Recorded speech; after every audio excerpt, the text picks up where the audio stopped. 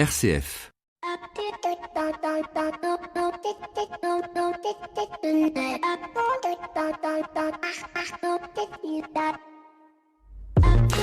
Bonjour à toutes et à tous. Cette semaine, je viens de prendre conscience que j'étais victime du syndrome de la boulangère. Syndrome que les indépendants et les artistes connaissent bien. Je rassure mes invités, il ne s'agira en rien d'un coronavirus, même si ce fonctionnement a tendance à se généraliser de manière pandémique.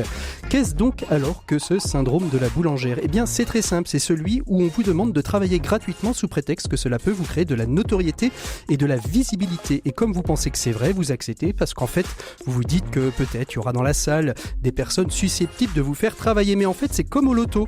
Vous ne gagnez pas souvent et quand vous gagnez, c'est pas forcément le jackpot. Et en 4 ans d'indépendance, eh bien, j'ai valorisé cette perte à plus de 15 000 €, soit à peu près ce qui me manquerait aujourd'hui pour équilibrer le budget de ma société. Alors, pourquoi la boulangère, allez-vous me dire ? Eh bien, tout simplement parce que pour illustrer ce mode de fonctionnement, la chaîne YouTube Topito a réalisé un petit film où un client venant acheter son pain tente d'expliquer à la boulangère que s'il ne paye pas son pain, c'est qu'il va recevoir 10 personnes à dîner et que potentiellement cela peut lui faire 10 nouveaux clients. Bien évidemment, la boulangère ne comprend pas trop. Pour elle, et sur ce point d'ailleurs la remarque est tout à fait vraie, pour soutenir quelqu'un, quoi de mieux que le payer, et ce pour plusieurs raisons. D'abord, c'est une reconnaissance que si on fait appel à lui, c'est pour ses qualités professionnelles et pas simplement parce que ça nous arrange ou que cela nous dépanne. Deuxièmement, c'est aussi s'assurer qu'il réalisera la prestation, car la veille, il peut vous dire désolé, je suis sur une autre presta, ce sera pas pour aujourd'hui. Enfin, c'est aussi reconnaître que tout travail mérite salaire. Alors à vous, les associations, les fondations, les entreprises qui trouvaient toujours un partenaire ou des budgets pour le son, la vidéo, le cocktail, la salle, voire pour des intervenants tête d'affiche qu'on n'hésitera pas à payer des dizaines de milliers d'euros pour les voir sortir 5 banalités, eh bien pensez à nous, les artistes et les freelances, et respectez-nous. Ce qui est certain, c'est qu'à partir d'aujourd'hui, je vais me respecter moi-même et refuser toute intervention gratuite. Bienvenue dans l'écho des solutions.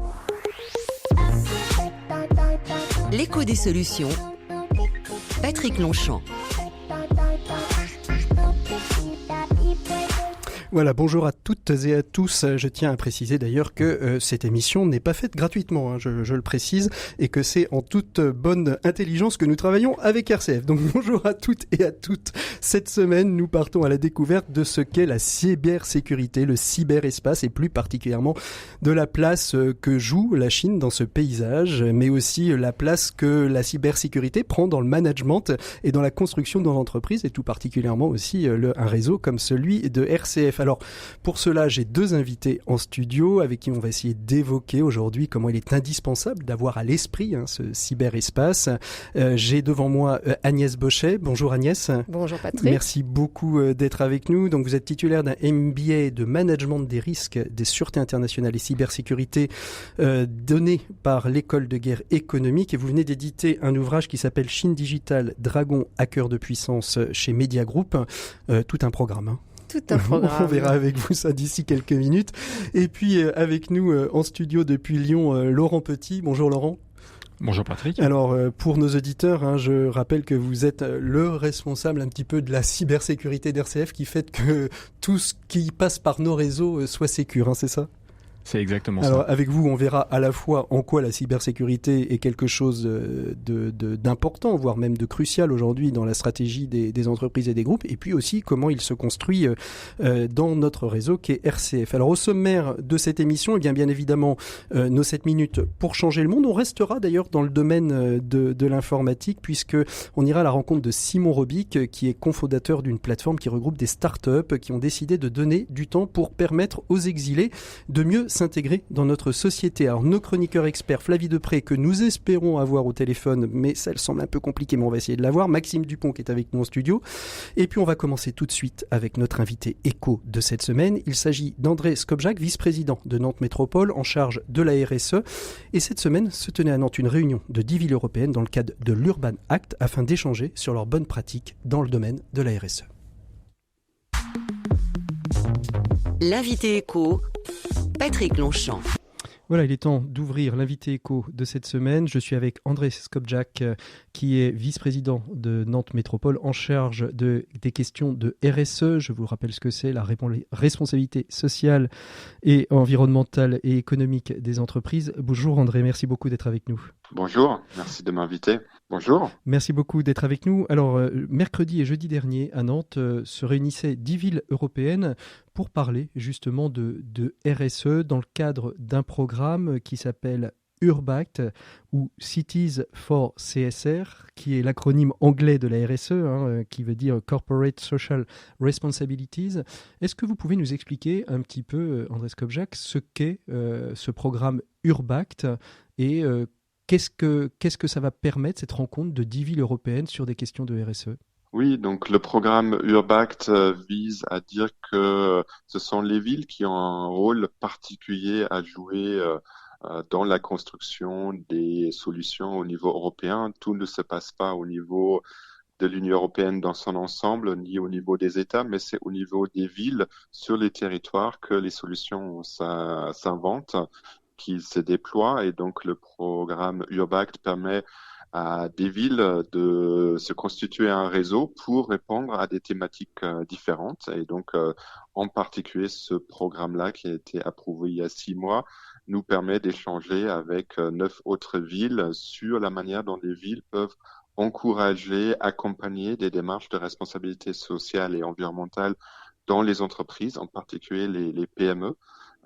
Et donc, c'est quelque chose qui est très intéressant pour nous parce que on peut organiser de l'échange de bonnes pratiques, monter des projets en commun parce que finalement, quelles que soient les villes aujourd'hui en Europe, on est tous confrontés à des problématiques environnementales, des problématiques sociales et certes, au niveau des villes, des métropoles, on peut agir en tant que collectivité, en tant que pouvoir public, mais on ne pourra pas s'en sortir nous-mêmes si les entreprises elles-mêmes s'engagent pas aussi. Alors, Et donc, voilà, on travaille ensemble pour voir comment on peut encore mieux faire dans ce domaine-là. Alors, donc ça veut dire 10 villes. Est-ce que ça veut dire aujourd'hui, est-ce que vous avez pu constater, on entend votre accent allemand, donc vous êtes originaire d'un autre pays d'Europe que la France. Est-ce que ça veut dire que cette notion de RSE, elle est appréhendée de manière différente selon les pays de l'Union européenne ?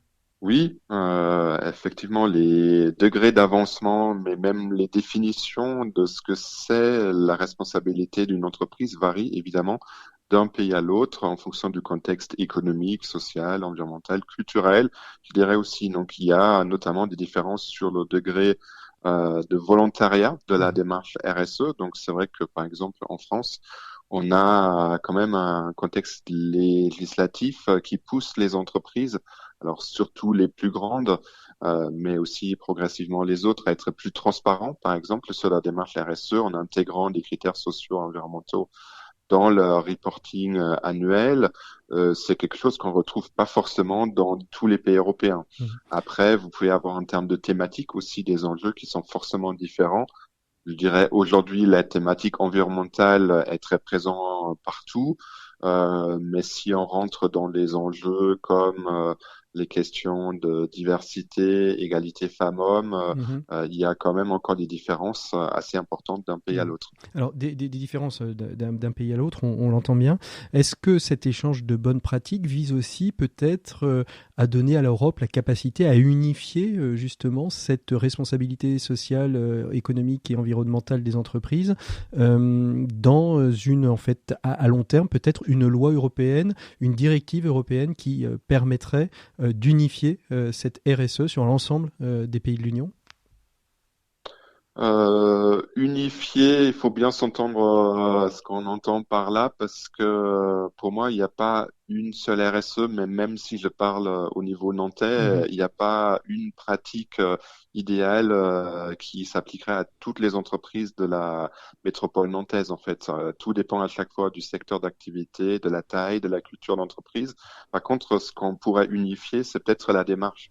La démarche, effectivement, de faire un constat, un état des lieux sur comment se situe une entreprise sur ces différentes thématiques et ensuite sur la façon dont on définit des priorités et dont on les met en œuvre. Parce que là aussi, il y a des différences. On voit des entreprises dans lesquelles ce sont surtout des démarches top-down, où c'est les dirigeants qui définissent en fait ce qui serait bon d'un point de vue environnemental et social ce qui est important, mais ce qui n'est pas toujours suffisant. Il faut aussi que les salariés, par exemple, sont très moteurs, mais aussi les clients, les fournisseurs, les collectivités. Et en tout cas, dans le cadre de ce projet Cities for CSR, ça nous tient vraiment à cœur de dire que ça doit se faire dans le cadre d'une co-construction avec l'ensemble des parties prenantes, parce que sinon, c'est pas en réalité une vraie RSE. En tout cas, c'est pas une vraie RSE qui va aussi permettre d'avoir un impact positif sur la performance, y compris économique de l'entreprise. Alors il y a quelques mois, je réalisais d'ailleurs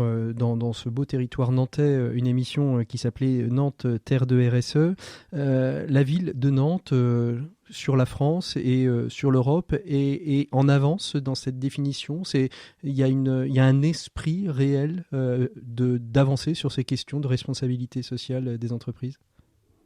Alors, c'est toujours un peu compliqué, évidemment, de se mettre en avant, mais je pense effectivement que ce projet, de nouveau, avec les 9 autres villes, montre qu'on a une certaine longueur d'avance. Alors, c'est pas au niveau de la ville, c'est pas en tant qu'élu, en fait, qu'on soit tellement en avance, mais c'est tous les acteurs, en fait. Donc, là, pendant 2 jours, on reçoit les différentes villes et on a beaucoup de retours pour dire on est étonné que par exemple les entreprises artisanales sont aussi engagées sur ces thématiques-là, que vous arrivez à travailler avec des organisations syndicales, que les dirigeants d'entreprises sont très engagés, que vous travaillez avec des associations et que finalement vous avez un discours commun.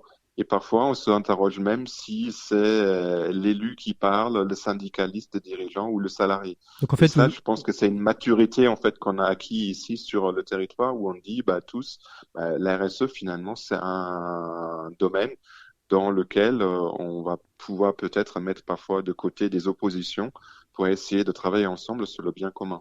Quels sont pour vous les leviers d'action qui restent encore à manipuler pour arriver justement à quelque chose qui soit performant sur le long terme? Alors peut-être d'abord à Nantes et puis après sur la dimension plus européenne.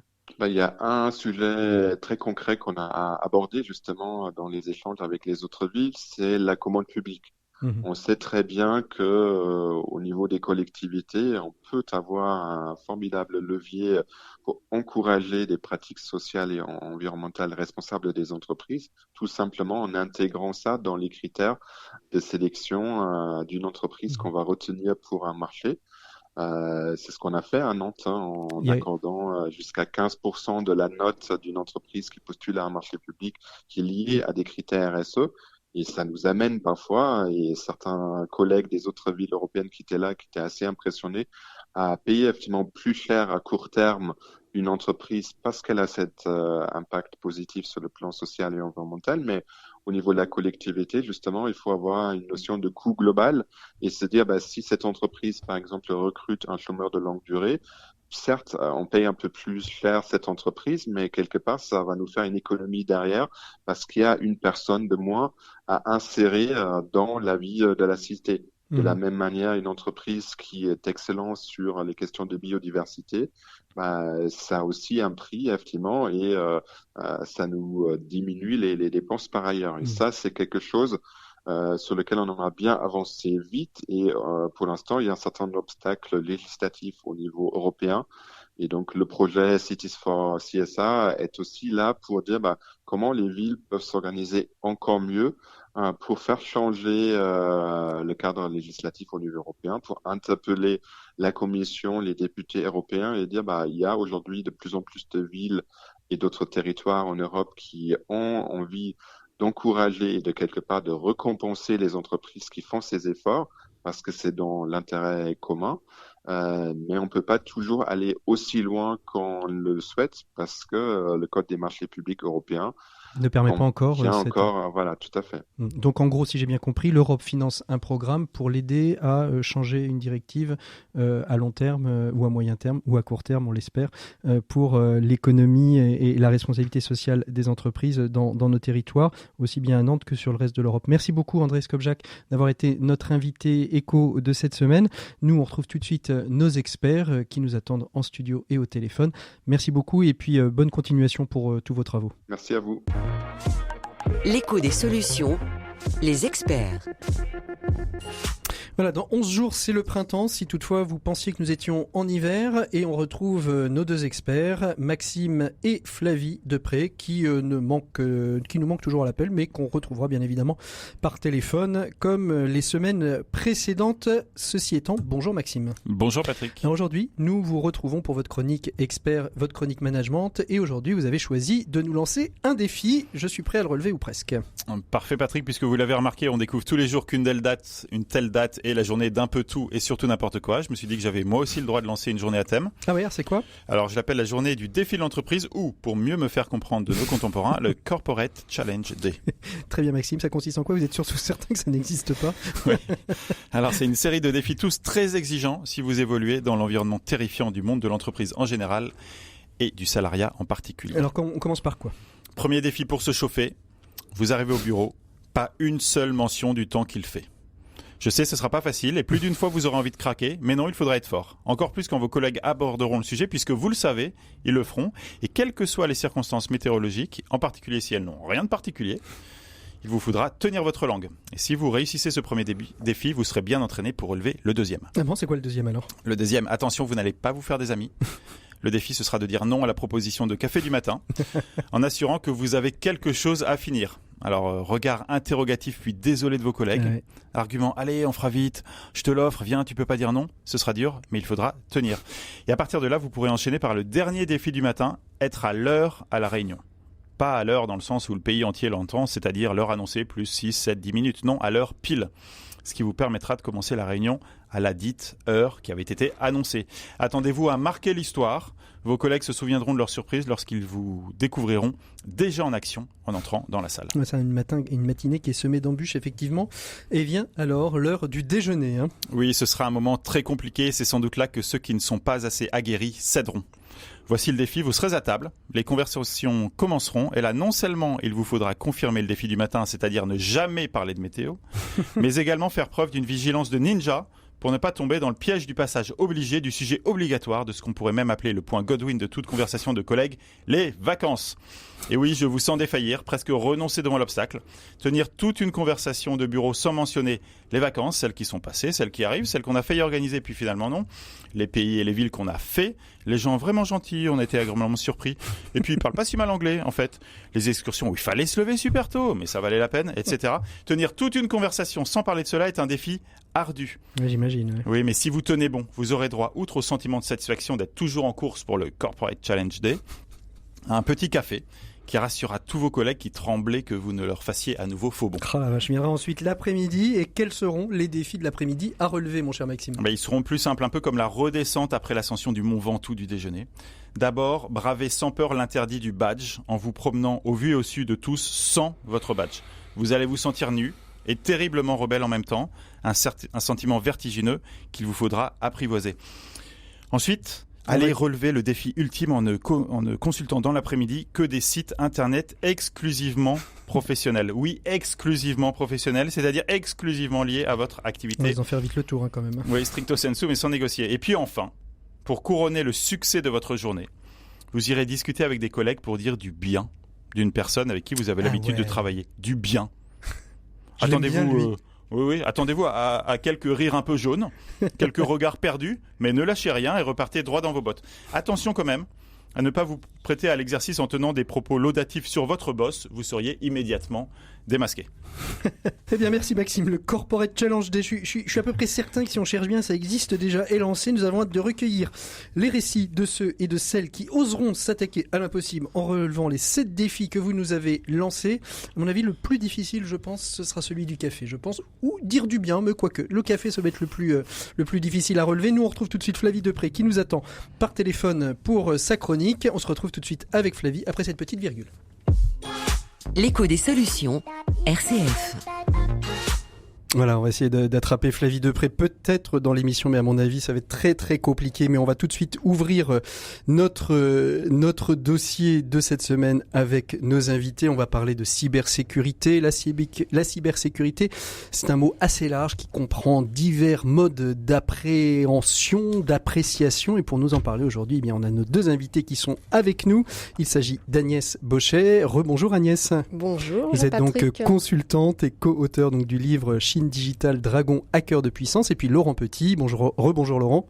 Rebonjour Patrick. En charge de la sécurité informatique d'RCF et expert en cybersécurité. Alors on va tout de suite commencer, je vais peut-être commencer par vous Agnès, parce que, quand on parle de cybersécurité, de cyberespace, qu'est-ce que l'on entend exactement ? Finalement, c'est tout ce qui se passe à l'arrière de nos ordinateurs ? Pas tout à fait, c'est-à-dire que nous sommes en 2020, donc 21e siècle, et donc autant on a eu une révolution industrielle à la fin du 19e siècle, autant là, au 21e siècle, on parle de cyberespace, parce que le cyberespace, c'est un univers, un univers immatériel, merci, dans lequel fonctionnent des systèmes et des systèmes informatiques. Et... Est-ce qu'on pourrait comparer, Laurent Petit, peut-être que vous nous direz ça, ou Agnès, est-ce qu'on peut comparer finalement ce cyberespace un petit peu comme les États-Unis, l'Amérique quand on la découvre, et que tous les États vont se précipiter sur cet Eldorado pour planter leur petit drapeau ? Laurent Petit ? Oui, en effet, il y a quelque chose de ça. Edward Snowden en parle dans son livre, en disant que quand il a découvert Internet à la fin des années 90, c'était un espace où on pouvait se créer, et tous les jours on pouvait se recréer. Et c'est vrai que c'était excessivement ça à l'époque. Aujourd'hui, ça a un petit peu changé quand même. Le net est beaucoup plus contrôlé, il est beaucoup plus filtré, et on est moins dans cette approche-là. Agnès Bochet, qui contrôle justement ce cyberespace, cette cybersécurité ? Laurent vient de dire que cet espace est de plus en plus contrôlé, de plus en plus réglementé, mais qui est-ce qui le réglemente ? Comment on s'assure en fait qu'il y a une bonne régulation de cet espace ? Difficile en fait. Aujourd'hui justement, en 2021, on assiste à la fin d'une trêve dans la guerre économique entre les deux puissances que sont les États-Unis et la Chine. Mais cette guerre commerciale justement a un substrat cyber, on va dire, puisque donc là on en est à une logique d'affirmation de puissance des blocs. Donc après la sortie, on va dire, de la Russie du système dans les années 90, eh bien, on assiste finalement on a trois acteurs en présence sur le plan des puissances économiques: les États-Unis, l'Europe, qui s'annonce comme être un marché colossal, et la Chine, et l'Asie du Sud-Est, on va dire, qui sont en train d'avancer. Et donc, aujourd'hui, en 2021, on peut dire que ces puissances ont pris de l'avance et de l'assurance, et aujourd'hui, la Chine est véritablement structurée, organisée et fait peur, parce que personne ne l'a véritablement considérée comme un acteur puissant. Et c'est ça aujourd'hui la problématique finalement et les enjeux. Alors Laurent, comme le réseau RCF est très bien, fonctionne très bien, nous sommes en visio depuis Paris et vous êtes à Lyon. Vous hésitez jamais à me faire un petit signe quand vous voulez prendre la parole. Agnès, ce cyberespace, donc on le voit, c'est une opposition entre la Chine, les États-Unis et l'Europe. C'est un travail, j'ai envie de dire, une guerre tripartite entre trois gros blocs aujourd'hui existants. Comment la Chine a-t-elle pris cet ascendant, et comment les États-Unis et l'Europe finalement aujourd'hui sont un peu à la traîne, on va dire, l'Amérique peut-être un peu moins, l'Europe un peu plus? Alors, très clairement, les États-Unis restent très très loin devant en termes de puissance industrielle et de puissance financière. Ils sont très très loin devant, et ils ont pu anticiper un certain nombre de choses, notamment c'est avec Barack Obama que l'organisation et la structuration du cyberespace a été actée en 2015 avec un cyber agreement avec la Chine, puisque à l'époque le problème c'était la propriété intellectuelle, et les États-Unis en avaient ras-le-bol de se faire attaquer, pillé par la Chine. Donc ce cyber agreement, c'est 2015, et depuis lors, la Chine a organisé sa logique de contrôle avec une loi sur la cybersécurité en 2017, quand l'Europe s'est dotée, on va dire, de premières mesures en 2016. Et en 2016, on a la directive Nice. Nice, NIS. Ouais, NIS. Ouais. Alors justement, Laurent Petit, pourquoi est-ce qu'on doit prendre réellement en compte dans une entreprise comme RCF? On verra un petit peu plus tard comment elle s'organise, mais pourquoi il faut prendre en compte dans le monde de l'économie, dans le monde de l'entreprise, au sérieux cette question de cybersécurité? C'est un risque permanent de se faire piller ses idées, ses concepts, son ingéniosité? Exactement. Il y a une statistique qui avait été publiée par une chambre de commerce, je crois que c'est de l'Occitanie en 2016, qui indiquait que 60% à peu près des PME qui étaient victimes d'une attaque cyber, en fait, mettaient la clé sous la porte, étaient en faillite en fait dans les mois qui suivaient. Donc il y a un vrai risque économique en fait qui est derrière, et ce risque aujourd'hui est un risque qui est pas fondamentalement pris en charge en fait au niveau de nos dirigeants. C'est quelque chose qui est assez nouveau, même si l'actualité en parle régulièrement. On a parlé de M6 au mois d'octobre, Bouygues il y a quelques jours. Donc la Bouygues Construction, pardon. Donc, c'est pas une question de taille d'entreprise, c'est vraiment une question de maturité. L'ANSSI, donc l'Agence nationale de la sécurité des systèmes d'information, met en avant en fait des niveaux de maturité pour les entreprises sur cette question du risque cyber. Et c'est vrai qu'aujourd'hui, en fait, à RCF, si je recentre sur notre radio, on est dans cette approche, on est dans cette construction, cette prise de conscience que le bien commun qui est RCF, en fait, est quelque chose qui est fragile et qui dépend, en fait, un petit peu de l'action de tout le monde. Il y a des outils, il y a plein de solutions techniques qui sont très bien et qui permettent de contrer, en fait, une grande partie des menaces. Maintenant, je me souviens, moi, dans les années 2000, la première grande vague d'attaques qui s'appelait le virus I Love You, qu'on recevait par email. Et ce virus I Love You, en fait, il fallait cliquer sur la pièce jointe. Aujourd'hui, un ransomware, c'est un peu la même chose. Quand on le reçoit, un rançon logiciel, quand on le reçoit, il faut encore le cliquer. Des méthodes d'obfuscation, on cache les choses. Ces éléments-là, en fait, n'ont pas évolué. C'était il y a 20 ans. Donc il y a quand même une éducation à mettre en place. Alors justement, quand on parle d'espionnage industriel, hein, parce que c'est exactement ça, vous l'avez dit pour différentes grosses entreprises. Est-ce que c'est aussi un petit peu l'enjeu pour les Chinois quand ils prennent possession par exemple de la gestion d'un aéroport, comme c'était le cas à Toulouse? Est-ce que finalement c'est un bon hub pour eux pour aller espionner tous les ordinateurs qui passent, ou est-ce qu'il y a des vraies politiques d'investissement qui sont aussi propres à la Chine pour pouvoir devenir un acteur de l'économie mondiale respectable? Agnès Bochet. Oui, alors les enjeux de la Chine sont effectivement d'aller à l'extérieur pour faire des investissements dans des technologies de pointe. Alors l'aéroport de l'aéroport de Toulouse, c'était pas du tout un hub destiné à venir auditer. On aurait pu, parce que dans un monde un petit peu du cyberespace qu'on connaît pas, ça peut être. C'est dans un autre registre que ça se place.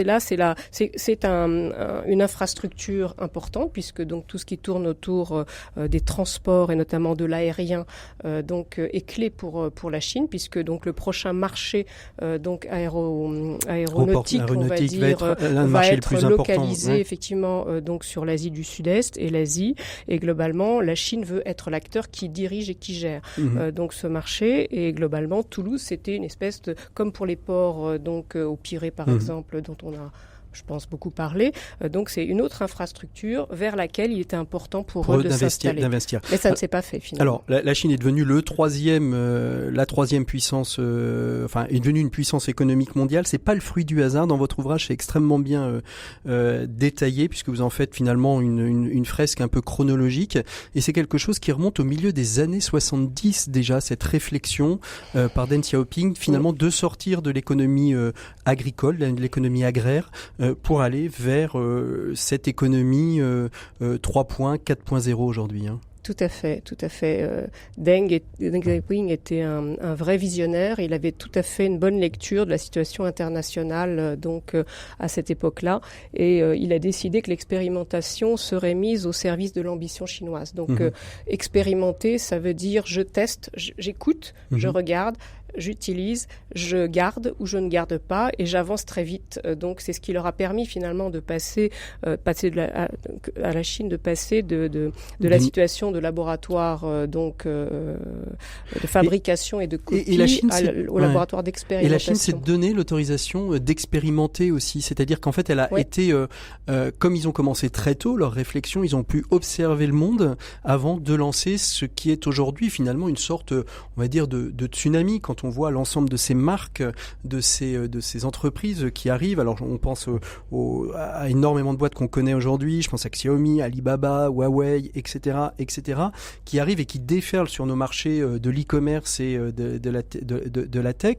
Et ça, c'est le fruit d'une grande observation du monde environnant pour pas faire les mêmes erreurs et finalement récupérer cette puissance économique qui leur manquait. Alors oui, mais néanmoins faire mieux, c'est-à-dire que Alibaba est un empire aujourd'hui, un empire à bien des titres, puisque donc Jack Ma donc est à la tête d'un empire de 450 milliards de capitalisation boursière, avec en même temps une vision qui est celle de, au-delà du e-commerce, de ce que va être le marché de la donnée.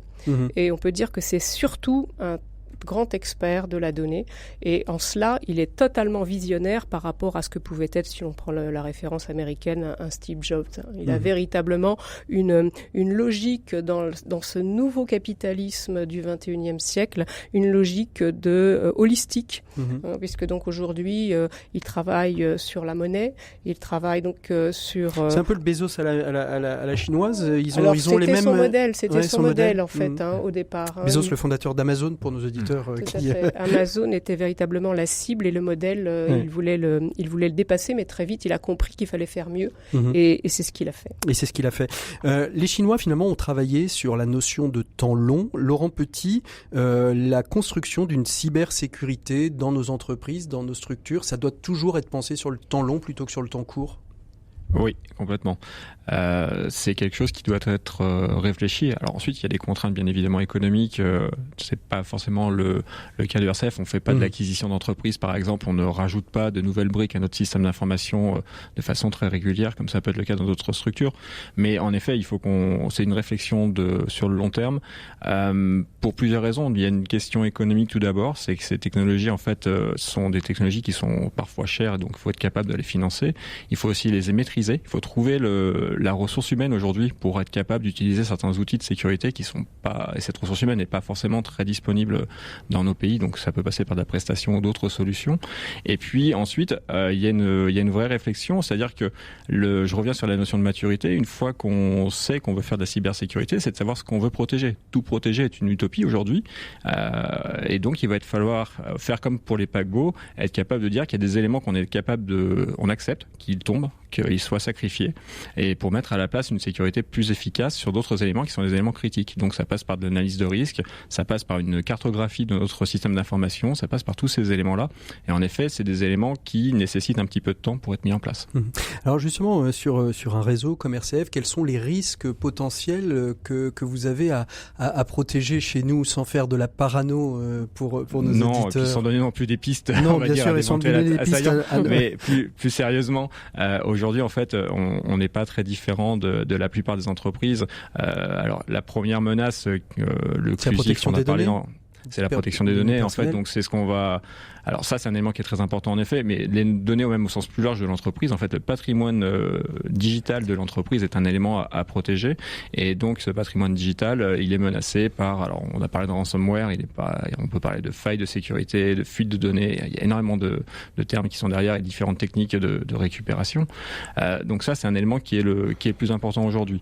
Ensuite, l'autre élément, en fait, ça va être au niveau de la construction de cette sécurité, ça va être d'expliquer aux gens pourquoi est-ce qu'on met ça en place, parce que très souvent c'est vu comme un élément, un frein au métier, et donc expliquer par exemple que si donc on ça c'est pour l'interne, ça c'est pour les bénévoles, et les collaborateurs et les salariés. La totalité du personnel et des personnes finalement qui évoluent avec notre système d'information.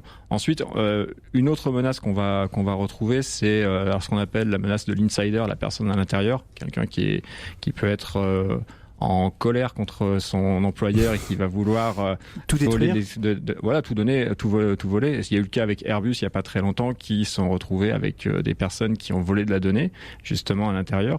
Alors c'est pas forcément le cas à RCF, mais il faut qu'on fasse aussi attention à ces éléments-là. Et puis il faut aussi qu'on fasse attention à nos partenaires, les gens avec qui on travaille en fait. Alors il y a une type d'attaque qui s'appelle la supply chain, c'est ce qui avait été utilisé dans le cadre de TV5 Monde par exemple. C'est pas TV5 Monde qui était tombé, c'était un partenaire qui a été hacké et mais c'était passé par le biais, par les canaux de TV5 Monde qui étaient plus poreux que d'autres canaux. Ils étaient passés par les canaux de leurs partenaires. Le partenaire avait moins de sécurité en fait, et ensuite ils ont utilisé des outils qui étaient des outils complètement valables pour faire ce qu'ils avaient à faire et ensuite faire tomber donc le réseau de TV5 Monde. Donc aujourd'hui, c'est les 3 principales menaces, on va dire, qui existent. Il y en a d'autres. Encore une fois, c'est l'analyse de risque derrière qui permet de définir en fait si ces éléments sont importants ou pas et qu'est-ce qu'on met derrière en termes de remédiation. Alors, on entend bien. Est-ce que c'est un travail que vous réalisez aussi avec les autres médias? Est-ce que vous vous retrouvez entre médias, je veux dire TV5 Monde, Radio France, RCF, d'autres groupements de médias pour réfléchir et peut-être mettre en commun des analyses de risque qui peuvent être communs à chaque entreprise?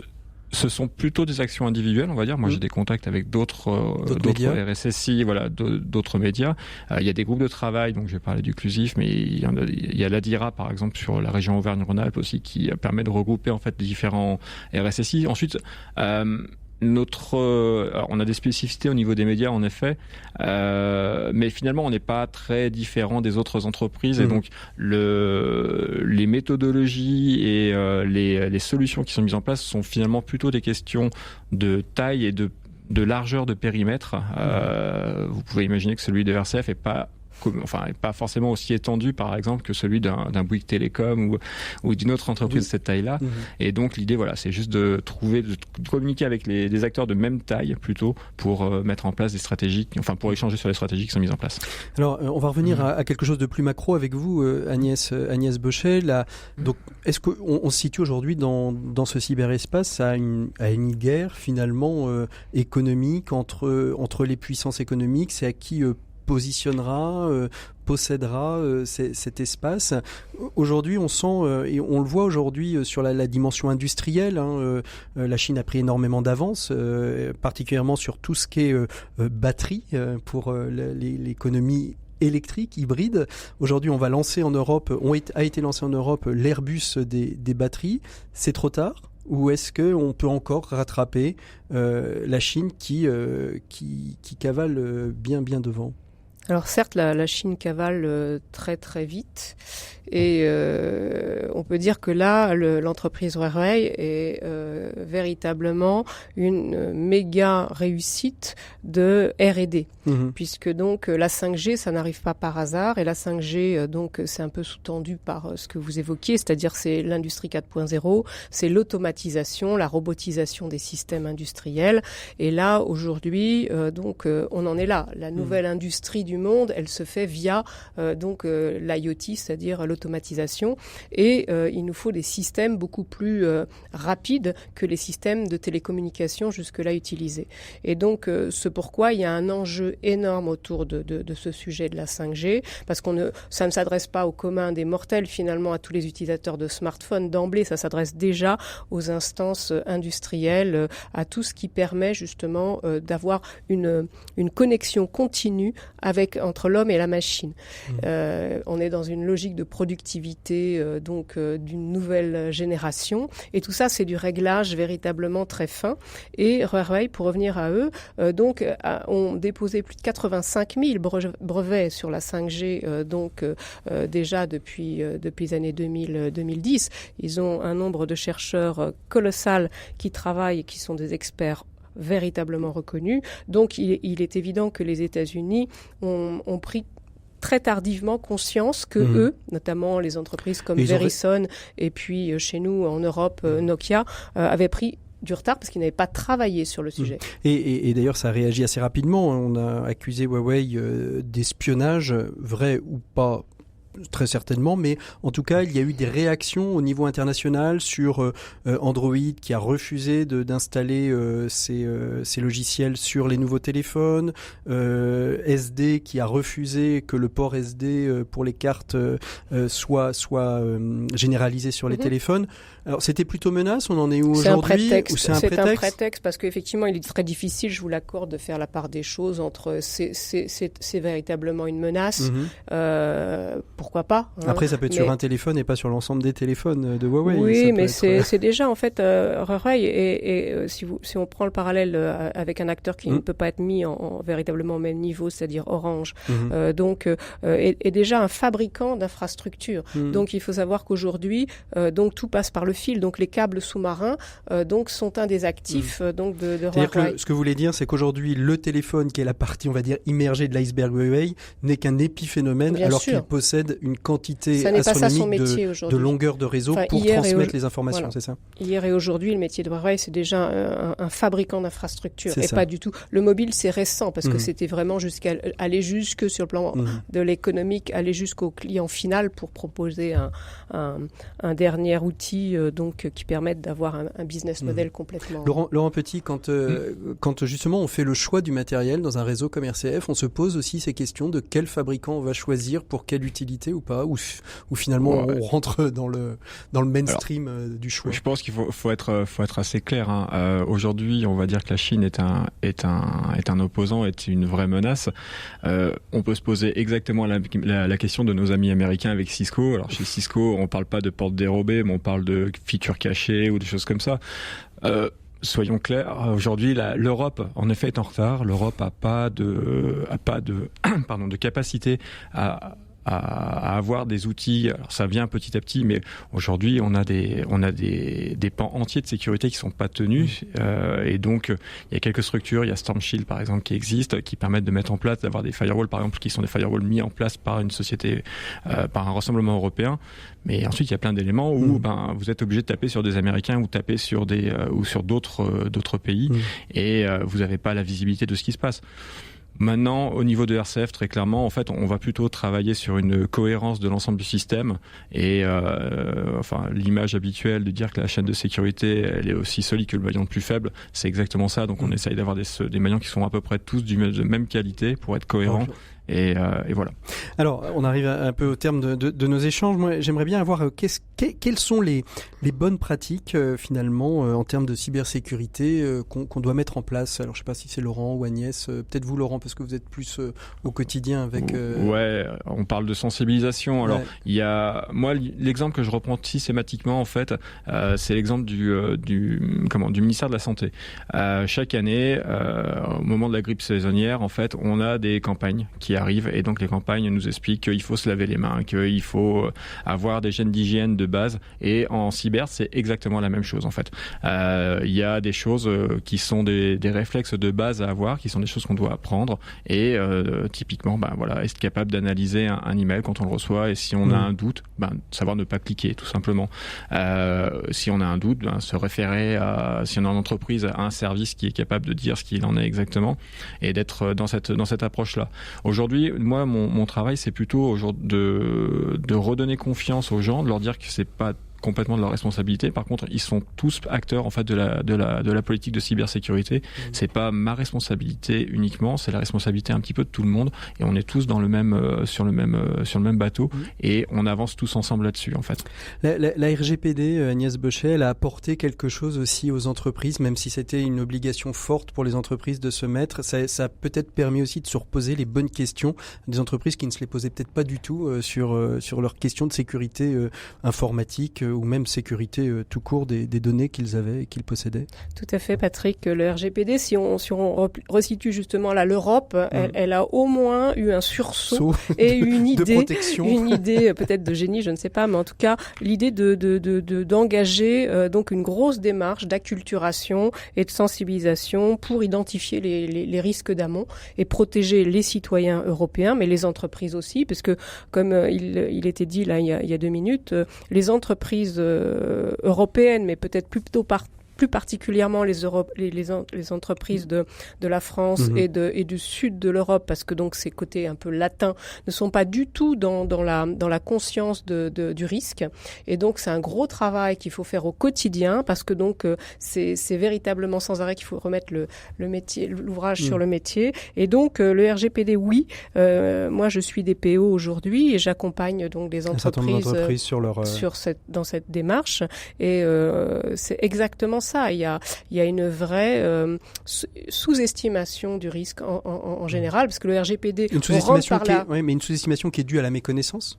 Alors oui, mais même en définitive, on rentre par la donnée là pour le RGPD, mais quand on fait un audit de l'entreprise, on fait également un audit donc cyber et physique, c'est-à-dire l'entreprise, les bâtiments, et on voit véritablement que c'est réseau, c'est-à-dire que tant les failles ou les problématiques ou les non-consciences ou les non-mesures concernent donc les systèmes informatiques autant que les bâtiments. Parce que la RGPD, on parle de données. Alors données, on pense au nom, prénom, éventuellement numéro de carte d'identité, etc., etc. Mais à données, ça peut être tout simplement le fait que Laurent Petit et moi-même et nous-mêmes soyons en face à face et que ces données vidéo, qu'est-ce qu'on en fait, qui les gère, comment on les détruit. Exactement. Et c'est justement cette réflexion, Laurent Petit, sur la RGPD, ça a été un moyen de mettre en avant peut-être des choses que RCF n'avait peut-être pas encore identifiées comme étant des zones à risque. Forcément, ça aide. Parce que je parlais en fait de connaître son SI. Forcément, RGPD, ça a été un énorme coup de pied là-dedans. On peut rien mettre sous le tapis. On est obligé de tout sortir et on est obligé de voir ce qui se passe. Donc, de ce côté-là, en fait, ça a été un très très gros levier. Maintenant, c'est pas spécifique à RCF, c'est dans toutes les entreprises. En fait, je pense que toutes les entreprises de taille moyenne ont eu la même question et se sont posées un petit peu de savoir comment est-ce qu'il fallait le mettre en place. La sensibilisation des dirigeants, d'après ce que je peux lire dans les rapports de groupes comme le Clusif ou le Césin, est encore quelque chose qui a une démarche importante. Et c'est quelque chose en fait sur lequel, si on n'a pas ce sponsoring-là, en fait, c'est un peu compliqué d'entamer une démarche. Parce que comme je vous le disais, en fait, c'est souvent vu comme un frein pour la fabrication du métier. Et je vais vous donner un exemple qui est tout bête, mais il y a pas très très longtemps, en fait, je me balade dans une radio locale, en fait, et la radio locale, en fait, a eu un incident de sécurité. Elle a mis un peu plus de 30 heures pour me prévenir. Mon Dieu. Ce qui est excessivement long, en fait, quand on y réfléchit. Et donc, l'idée, voilà. Mais parce qu'ils pensaient que c'était pas très grave et que donc voilà, l'idée c'est d'expliquer que l'incident de sécurité ça peut démarrer à un téléphone portable qui est volé et de donner ce réflexe-là. Et ce n'est qu'en répétant systématiquement, qu'en faisant de la sensibilisation en continu que ça peut fonctionner. Alors je vous propose, on continuera et on clôturera nos échanges après nos 7 minutes pour changer le monde. Je vous propose de continuer dans la dimension du digital, puisque nos 7 minutes pour changer le monde, justement, vont nous faire découvrir une initiative qui est menée par un ensemble de start-up nantaises pour permettre aux exilés une meilleure intégration. Notre invité s'appelle Simon Robic, on le retrouve tout de suite. 7 minutes pour changer le monde. L'écho des solutions. Bonjour Simon. Bonjour. Merci beaucoup d'être avec nous. Alors, Startup Nantes Exilés, c'est quoi l'origine exacte de ce projet dont on va parler un petit peu après ? Alors, le point de départ, c'est une réaction un peu épidermique à un fait d'actualité, comme on peut en voir souvent sur ce genre de sujet, où en fait, moi, quand j'ai vu l'expulsion du campus du Tertre il y a un peu moins de 2 ans, je me suis dit, c'est quand même fou qu'on remette des gens à la rue sans vraiment leur proposer de solution. Et dans le même temps, alors moi, ça fait longtemps que je travaille dans l'écosystème du numérique à Nantes, et je sais très bien qu'il y a des espaces qui sont inoccupés parfois parce que les boîtes voient un peu plus loin pour prévoir leur croissance et du coup prennent des bureaux un peu plus grands. Et je me suis dit, il y a peut-être une solution d'urgence parfois à trouver avec ces bureaux pour ces personnes qui se retrouvent un peu sans logement. Et donc j'avais lancé un appel sur les réseaux sociaux et j'ai justement une de ces associations qui s'occupe de ces exilés qui m'a contacté en disant en fait le mieux pour que tu te rendes compte vraiment de la situation, c'est que tu viennes les rencontrer, que tu ailles les voir. Et donc moi je suis allé dans le squat, la rue de Bréa, qui avait ouvert juste après cette expulsion, et j'en ai rencontré et ils m'ont dit tu sais évidemment l'hébergement c'est un sujet, alors on était encore en plus avant le square d'Avier, etc., mais malgré tout on trouvera toujours des solutions parce qu'il y a beaucoup d'associations qui les aident déjà là-dessus. Et ce qu'ils m'ont dit très clairement, c'est nous le principal problème qu'on a, c'est l'intégration. C'est comment sortir finalement de ce premier groupe, sortir de ces ghettos entre guillemets, et aller rencontrer des Nantais et des nouveaux lieux de la ville en fait aussi. Et là, je me suis dit on a des milliers de personnes qui travaillent dans le numérique à Nantes. Il y a des lieux, du coup, qui sont souvent très sympas, un peu partout sur le territoire. Et j'ai décidé, de commencer à travailler là-dessus pour réunir un peu ces deux mondes qui en plus avait un vrai besoin, exprimait un vrai besoin de Alors, rencontrer on des situe gens. uniquement sur le logement ou est-ce qu'on va un petit peu plus loin aussi? On va aussi sur la notion, alors telle que le font déjà des structures qu'on connaît bien dans l'écosystème du numérique, que sont Simplon par exemple, qui vont aller en effet chercher des personnes migrantes, des personnes accueillies sur le territoire pour pouvoir les former au code, au développement. Il y a aussi cette vocation d'intégrer peut-être des talents à l'intérieur des startups sur des micro-tâches ou des tâches qu'elles seraient en capacité de faire. Du coup, au final, on n'est pas du tout parti sur cette histoire de logement, parce que c'était pas un besoin qui était exprimé, mais on s'est concentré que sur l'intégration. Et l'intégration, en fait, ça passe pour nous par différents formats d'accompagnement entre les startups et les exilés, qui sont plus ou moins engageants. On sait que ça peut être un sujet, entre guillemets, un peu politique, sur lequel les entreprises n'ont pas toujours envie de se positionner. Donc moi, je voulais montrer que vraiment, on pouvait faire des choses qui étaient déjà très utiles, sans forcément que ça soit engageant en termes de temps ou d'affichage politique, entre guillemets, quoi. Donc l'idée, c'est de démarrer par une rencontre un peu informelle, un déjeuner, un dîner entre des collaborateurs d'une équipe qui souhaiterait s'engager sur ce genre de sujet et un groupe d'exilés qui a été sélectionné par une association avec qui on travaille. Et du coup, l'idée, c'est de démarrer vraiment par ces formats très informels, de détecter dans ce groupe des besoins. Alors ça peut être l'écriture d'un CV, de l'aide sur des démarches administratives, ça peut être ce genre de choses. Et donc d'avoir ensuite une deuxième rencontre entre ce groupe de collaborateurs et ce groupe d'exilés pour travailler à la résolution un peu de ce problème ou de ce besoin. Et puis après, de continuer dans l'idéal cette relation qui peut être née grâce à ça. Donc on est vraiment sur des choses qui sont peu engageantes et qui peuvent aller après vers des projets un peu plus longue durée, voire de l'intégration au sein même des structures, ce qu'on n'a pas encore réussi à faire plutôt à cause de freins un peu administratifs, mais c'est vraiment aussi une des ambitions. Ce que vous voulez dire, c'est qu'il y a des freins administratifs, mais il y a aujourd'hui en face des compétences et des personnes des entreprises souhaiteraient intégrer. Bien sûr, oui, évidemment. En fait, ce qu'il faut se dire, c'est que ces gens-là, dans leur pays d'origine, avant d'arriver en France, ils avaient des métiers comme les nôtres. Ça pouvait être évidemment des médecins, des avocats, des informaticiens, enfin des métiers de toutes sortes. Et quand ils sont arrivés en France, et bien souvent, on les oriente vers des métiers plus manuels, du bâtiment, du maraîchage, ce genre de choses. Et en fait, c'est souvent parce qu'on leur ouvre pas la porte qu'ils ne peuvent pas retrouver des métiers proches des compétences qu'ils avaient en arrivant ici. Donc l'objectif, c'est ça, c'est de pouvoir à terme réussir à vraiment les intégrer dans ces organisations. Et alors il y a des freins administratifs pour pouvoir y arriver, de par leur statut, mais aussi des blocages qu'on a plus de mal à comprendre parfois. Donc en tout cas, nous on travaille sur les étapes un peu avant. Aujourd'hui, c'est combien de personnes que vous avez pu rencontrer? Ça fait, vous l'avez créé en avril 2019, c'est ça, 18? Oui, c'est ça. Ça fait un an et demi. Aujourd'hui, on en est où dans Grosso modo, il y a eu une trentaine d'exilés qui ont participé à des ateliers dans des startups à Nantes sur différents formats, comme je vous le disais, soit des trucs très informels ou des ateliers écriture de CV, préparation à des entretiens d'embauche, ce genre de choses. Et donc il y a une trentaine de personnes qui ont pu être accompagnées aujourd'hui. Quand vous parlez d'exilés, c'est une dénomination administrative, c'est le terme que vous avez choisi pour parler de cette population-là qui peut comprendre des migrants, des exilés climatiques, des exilés économiques, des exilés de guerre. Pourquoi ce terme exilé ? Pour plusieurs raisons. En fait, ce qu'il faut savoir, c'est que la plupart d'entre nous sommes des migrants dans la définition de l'ONU. C'est-à-dire que si vous avez quitté la ville dans laquelle vous êtes né pour aller étudier ou travailler, même au sein du même pays, ce qui est mon cas, moi je suis pas né à Nantes par exemple, je suis donc un migrant. Néanmoins, cette dénomination-là, on va pas se mentir, elle a parfois une connotation un peu négative, notamment depuis qu'on parle de migration économique. Et du coup, moi je voulais sortir de ce côté-là pour montrer que c'est souvent des gens qui sont en exil de chez eux. La plupart n'ont pas choisi de partir de chez eux, mais ils ont été contraints de partir de chez eux. Et donc voilà, je voulais quand même mettre un peu plus en avant ce côté. Alors je suis pas le seul à choisir ce terme, il y a plein d'autres associations qui ont ce terme-là aussi. Et c'est aussi parce que nous, on fait pas de distinction en regard du statut.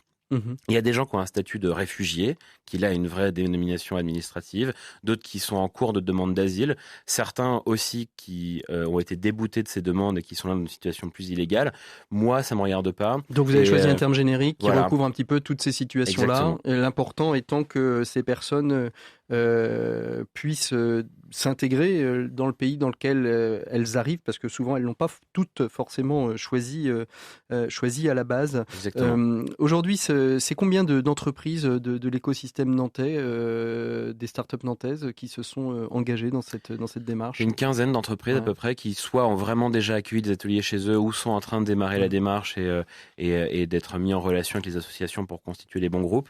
Et c'est des noms relativement connus de cet écosystème, comme la cantine numérique, comme iAdvice par exemple, ce genre d'entreprise qui vraiment ont fait le choix de s'engager et d'accueillir ce genre d'événements et d'ateliers chez eux. Et après, moi, j'ai rencontré du coup via ce projet des chefs d'entreprise de différents secteurs d'activité, y compris en dehors du numérique, qui m'ont dit que finalement ils étaient aussi en recherche de compétences, qu'ils étaient sur des marchés en tension au niveau de l'emploi, et qu'en fait, tous ceux qui étaient d'accord pour venir travailler étaient les bienvenus, et donc eux aussi. Donc vraiment, je pense que c'est généralisable à tous les secteurs d'activité. Un auditeur veut s'engager auprès de vous, qu'est-ce qu'il fait? Il va où et comment il vous contacte? Alors, il peut aller sur notre site web, c'est exilé.startupnantes.com. Et là, il y a les infos en termes de format, formulaire de contact pour dire qu'il est intéressé. Et puis nous, on reprend contact avec lui ou elle, et on le met en contact avec une association pour démarrer la collaboration.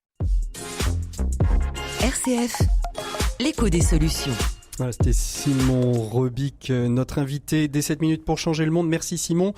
Pour conclure très rapidement, nos deux invités, faut-il être parano, la cybersécurité, ou est-ce qu'il y a des sources d'espérance? Laurent? Oui, il y a des sources d'espérance. En fait, il faut pas être parano, faut être vigilant. En fait, c'est comme quand on conduit un véhicule.